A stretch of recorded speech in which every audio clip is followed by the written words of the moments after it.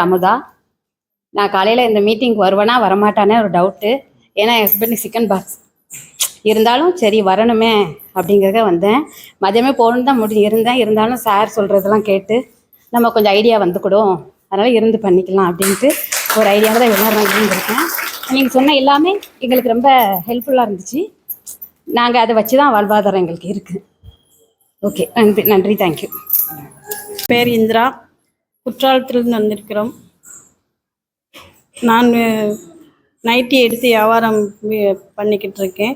இங்கே வந்ததுக்கும் எனக்கு நன்றாக சார் அனைவரும் நல்ல அறிவுரை சொல்லிவிட்டார்கள். இதை நாங்கள் எல்லோரும் கடைபிடிப்போம். குமந்தாபுரத்துலேருந்து வரேன். நான் ஸ்நாக்ஸ் போடுதேன். இயற்கை லோன் எல்லாம் நான் அப்ளை பண்ணி ஹெட்டில் பண்ணி வாங்கி பண்ணிக்கிட்டு இருக்கேன். மிஷின் எல்லாம் பண்ணியிருக்கேன். இன்னும் மேலும் மிஷின் வாங்கி பண்ணணும்னு நினைக்கிறேன். இந்த பயிற்சியில் நல்ல முயற்சி. தேங்க்ஸ்.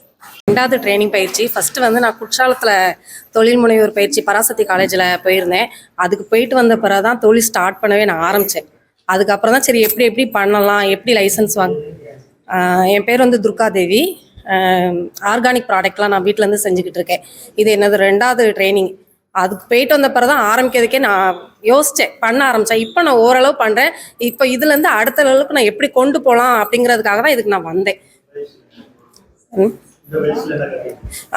அதான் இந்த பிஸ்னஸை நான் அடுத்த லெவலுக்கு எப்படி கொண்டு போகலாங்கிறதுக்கு சார் எனக்கு நல்ல ஒரு அட்வைஸ் கொடுத்துருக்காங்க.